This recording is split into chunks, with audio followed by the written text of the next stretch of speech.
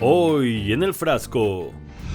Un caso histórico contra Israel en La Haya. Por primera vez el régimen sionista se sienta en el banquillo de la Corte Internacional de Justicia, acusado de cometer crímenes de genocidio en la Franja de Gaza. Muchos son los países que se han pronunciado contra la barbarie que se está viviendo en Gaza, pero hay uno, Sudáfrica, que ha dado un paso clave de mandar a Israel ante el Tribunal Internacional de Justicia de Naciones Unidas. Sudáfrica reconoce el actual sufrimiento del pueblo palestino debido a la colonización israelí desde 1948. Israel ha negado que está ejecutando un genocidio en Gaza y acusó a Sudáfrica de presentar una imagen ficticia y distorsionada del sacrilegio que viven miles de palestinos. 3 meses ya de ataques indiscriminados contra la población palestina.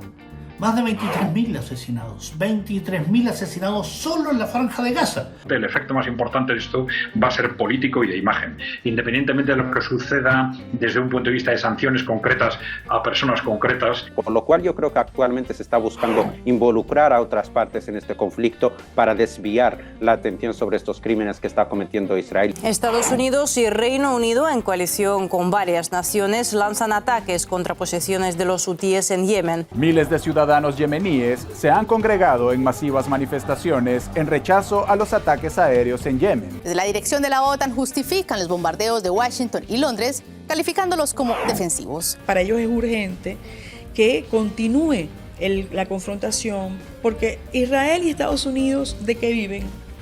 De la guerra. Hablaremos sobre Palestina y la creciente confrontación en el Mar Rojo con nuestro invitado del día. El Frasco, un programa corto, penal e internacional. ¿Qué tal? ¿Cómo están? Bienvenidos a un nuevo programa del Frasco, Medio Sin Cura, esta suerte de recipiente donde se dan cita las noticias de la semana, lo que se dice en las redes sociales y lo que supuestamente es la realidad internacional. En el inicio de un juicio calificado de histórico por algunos medios, Sudáfrica iniciaba así la audiencia contra Israel por el caso del genocidio en Gaza. Hate speech and dehumanizing discourse targeted at Palestinians is raising severe concerns regarding Israel and other states' parties' obligation to prevent crimes against humanity and genocide in the Gaza Strip. ¿Discurso de odio y deshumanizador? Yo estuve viendo los medios occidentales y la verdad que mucho no he visto. ¿Cómo? Ah, a ver.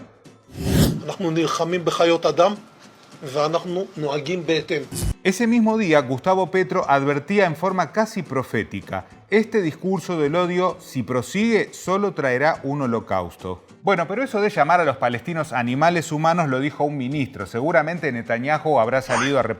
¿Cómo? Ah, caramba.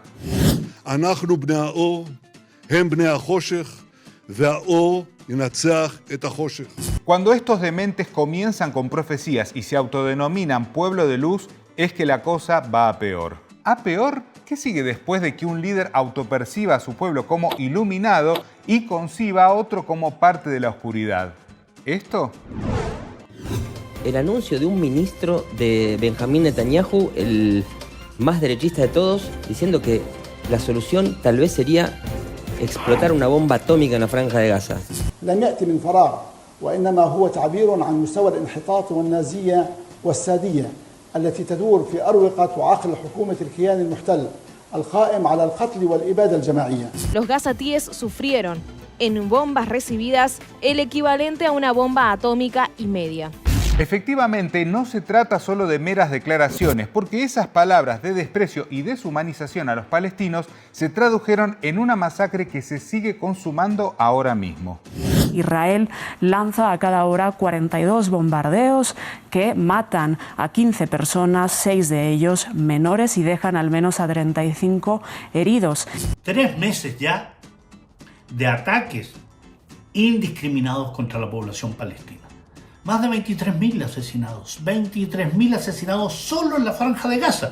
Una masacre que por supuesto es avalada por quienes representan a la entidad israelí. Piense por un momento la histeria mediática que generaría si lo siguiente lo dijera un dirigente palestino. cientos de toneladas de explosivos, ni un gramo de ayuda humanitaria.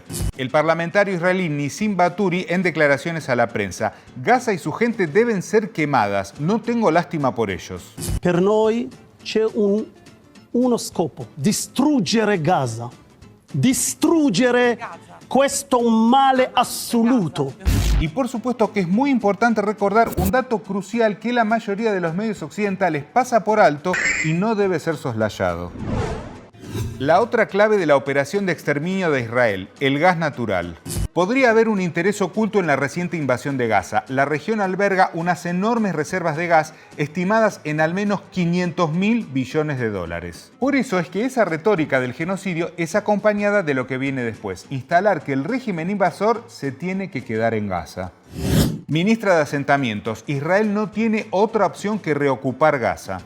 Hay que evacuar a la población civil al Sinaí. Miren quién apareció, el de la bomba atómica, que se vayan a Irlanda o al desierto. Y todas estas declaraciones, que parecen sacadas de una película de los horrores de la Segunda Guerra Mundial, nos llevan de nuevo a los alegatos de Sudáfrica ante la Corte Internacional de Justicia. Sudáfrica, discurso genocida encarnado en la política estatal israelí. Entre los instigadores genocidas en Israel se encuentran el primer ministro, el presidente, el ministro de Defensa, miembros de la Knesset y otros. Lo cierto es que antes del juicio, el iluminado Netanyahu decía esto, y en forma bastante clara. אחרי חיסול החמאס, רצועת עזה תהיה מפורזת. היא תהיה בשליטה ביטחונית של ישראל. Pero se ve que durante el juicio Netanyahu se desdijo para endulzar los oídos de quienes estaban tratando el caso. Israel has no intention of permanently occupying Gaza or displacing its civilian population. Pero poco le duró ese discurso a un Netanyahu cada vez más complicado en el frente interno y cuya imagen se va deteriorando día a día. Protesta en Israel. Miles de personas piden la renuncia de Netanyahu y nuevas elecciones. Ahora, el que fue muy preparado a la Corte de La Haya fue el abogado que quiso defender al régimen israelí. Contundente. This is particularly difficult in such an egregious matter as an allegation of genocide. Were understood by the... Excuse me.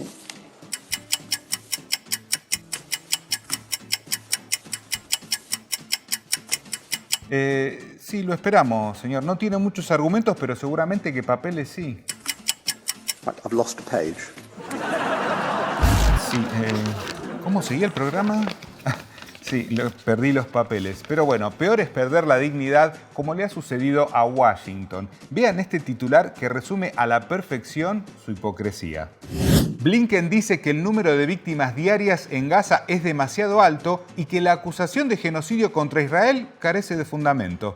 Y esa complicidad en el genocidio contra los palestinos de Gaza no solo se queda de manifiesto por el apoyo político que el tío Sam brinda directamente al régimen israelí, sino también por esto. Estados Unidos y Reino Unido, en coalición con varias naciones, lanzan ataques contra posiciones de los hutíes en Yemen. Como parte de su apoyo a la continuidad de los crímenes israelíes en Gaza, el enemigo estadounidense y británico lanzó una agresión brutal contra la República de Yemen.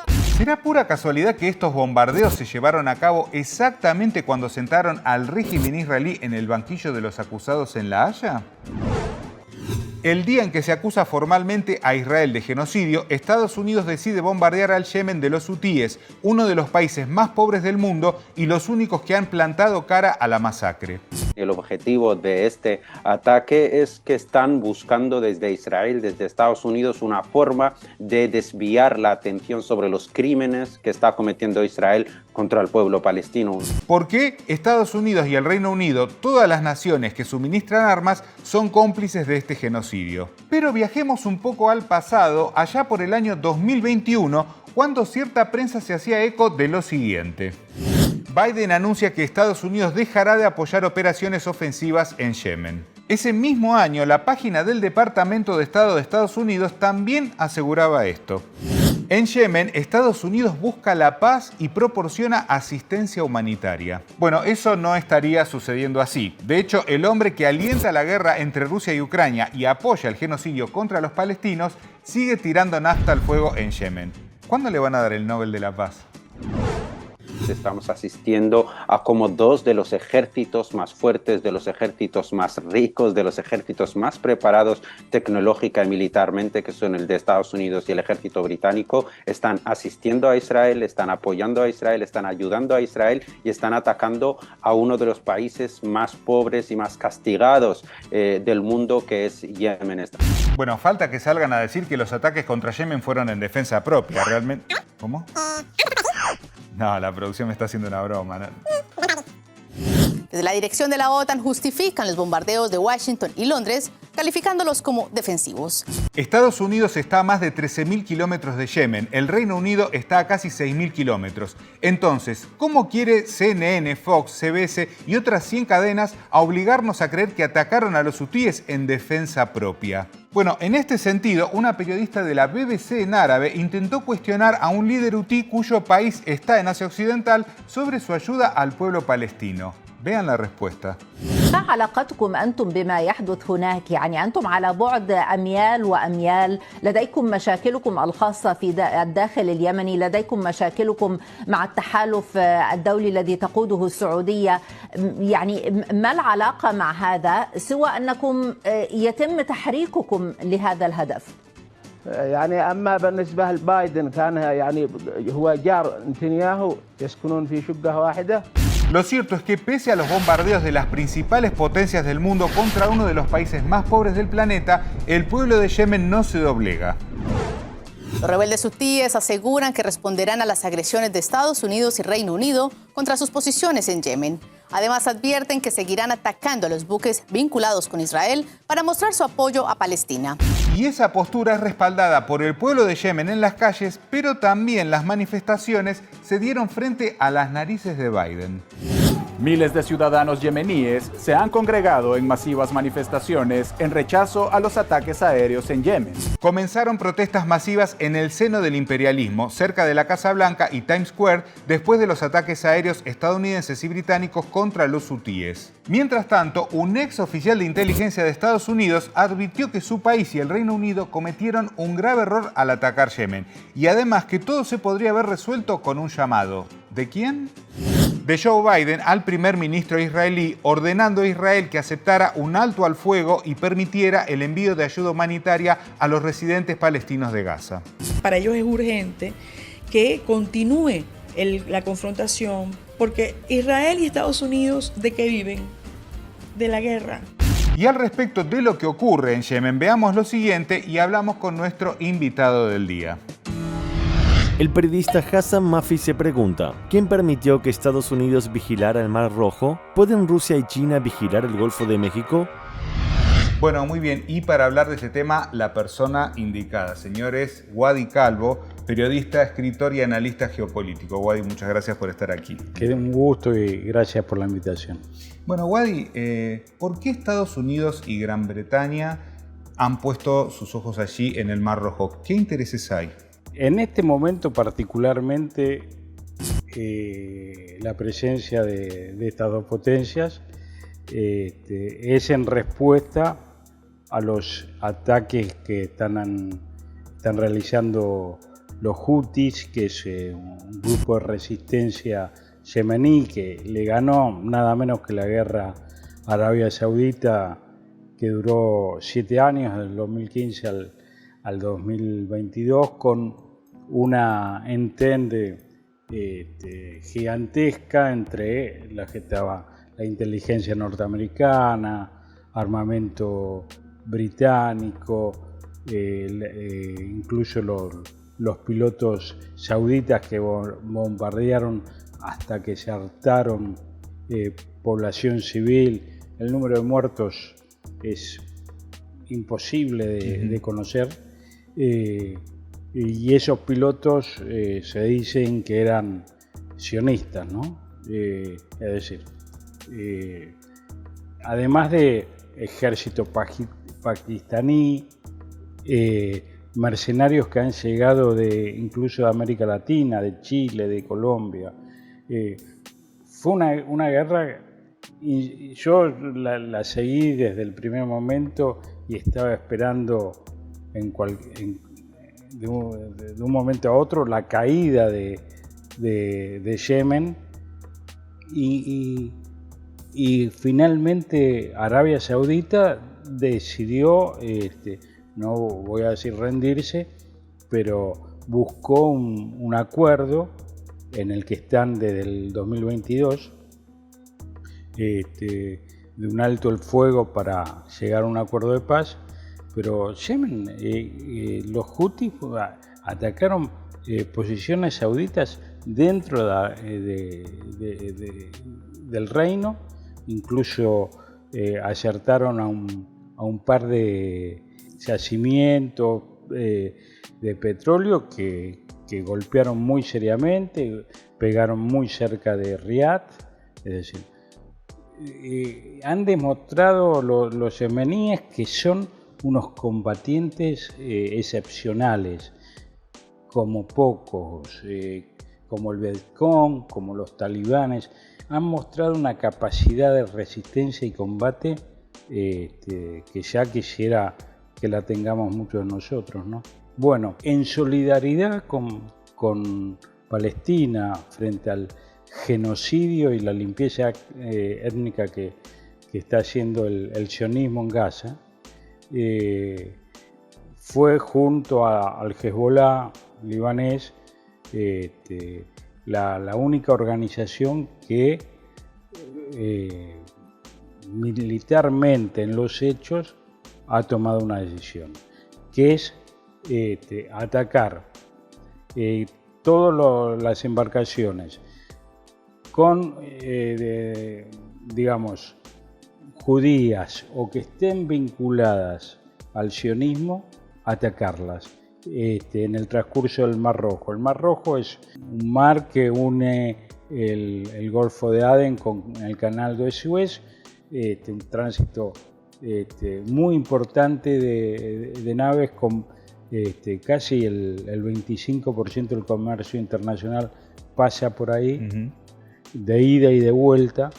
El estrecho, digamos, hacia el sur del Mar Rojo, cuando llega a las aguas del Golfo de Adén, está lo que se conoce como, no lo voy a decir en árabe porque no quiero pasar vergüenza, el Estrecho de las Lamentaciones, que tiene 110 kilómetros de ancho, pero tiene una serie de islas en el medio, entonces genera mucha turbulencia y demás, y es muy fácil de interrumpir el paso por ahí, muy sencillo, quizás más que todavía que en Hormuz, ¿no? Que es el Golfo Pérsico con el Índico o el Mar Arábigo.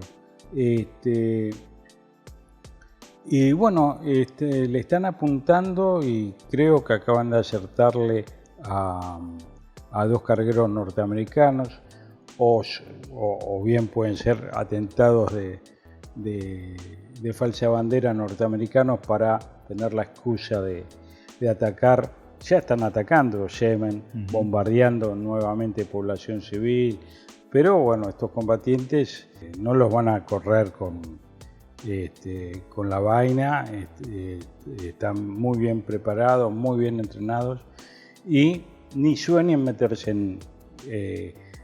por vía terrestre en Yemen, porque se van a encontrar con un Afganistán y un Vietnam multiplicado a la enésima potencia.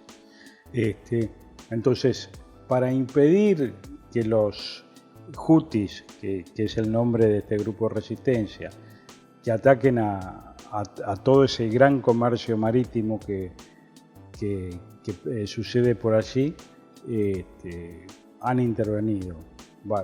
Pero cada vez con menos suerte. Por ello, esto se inició en realidad en mediados de noviembre. Y muchas empresas marítimas como Maersk han empezado a circunvalar África, lo que demora entre un mes y 20 días el tránsito, la llegada a Europa, a los puertos europeos. Claro, eso son más gastos, bueno, un incremento de un 5% en el petróleo en el marco, además, de una Europa agotada por la guerra entre la OTAN y Rusia, que se está librando en Ucrania. Ahora, Wadi, decías, como estamos viendo, ¿no?, varios analistas, e inclusive norteamericanos, ¿no?, que dicen no sabe Estados Unidos dónde se ha metido o qué error que ha cometido. Y vos mencionabas esto de Vietnam. ¿Por qué? Y Estados Unidos se ha convencido que tiene que derrotar militarmente a China y a Rusia, que creo que es verdad. Es la única manera de vencerlos comercialmente, es derrotarlos militarmente. Y el sistema, las grandes empresas, el status quo norteamericano de pronto está alentando esto. Y bueno, lo que estamos viendo en el Mar Rojo es respuesta de esto también. Ahora también, digamos, pensando en lo que está pasando en la Franja de Gaza, ¿no?, este genocidio terrible, ¿crees que de parte, por ejemplo, del régimen israelí y Washington está la intención de que esto escale regionalmente y que directamente todas las potencias entren en conflicto?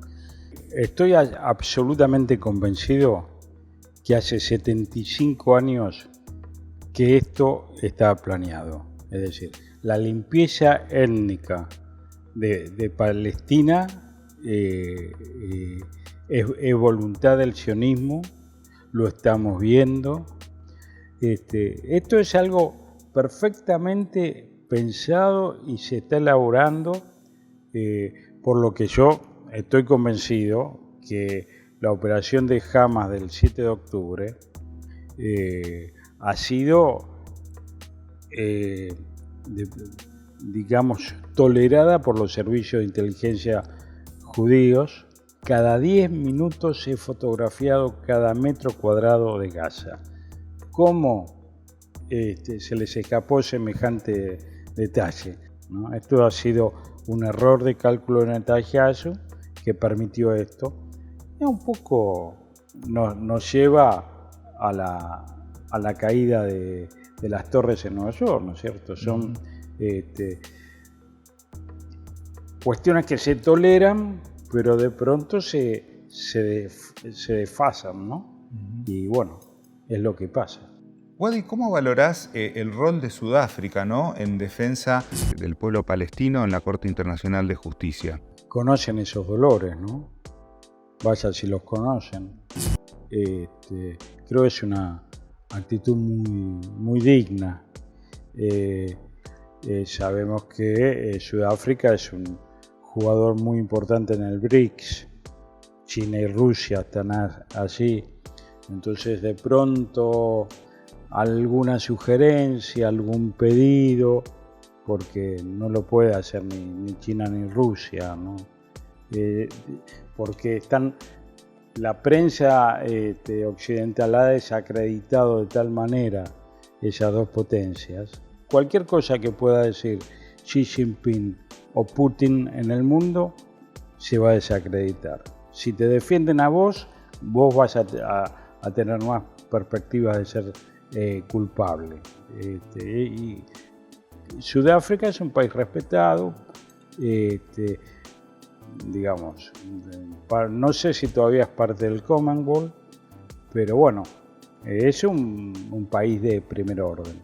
Entonces, no lo iban a hacer con India, no lo iban a hacer con Brasil está como un poco lejos. Entonces, podría llegar a haber alguna influencia china y rusa en ese pedido también. Bueno, Wadi, muchísimas gracias por haber estado en el programa. A ustedes, un gran gusto. Bueno, y nosotros, como siempre, nos vamos a un retro-tweet, una frase del pasado que nos va a ayudar a pensar en todo lo que vimos en el programa del día de hoy. Vean. Si Estados Unidos y Gran Bretaña son partidarios de Israel, debemos decir que nuestro enemigo no es solo Israel, sino también Estados Unidos y Gran Bretaña, y tratarlos como tales. Del estadista árabe Gamal Abdel Nasser. Desde 2015, Yemen fue bombardeado en forma atroz por el régimen saudí con armas suministradas por Estados Unidos y países europeos. Hoy es Yemen quien, pese a sus limitaciones, apoya a Palestina y se enfrenta a los más poderosos del planeta. ¿Alguna duda de quién es David y quién es Goliat? Los esperamos la próxima semana, como siempre aquí por Hispan TV. Muchas gracias. Israel y Estados Unidos, ¿de qué viven? De la guerra.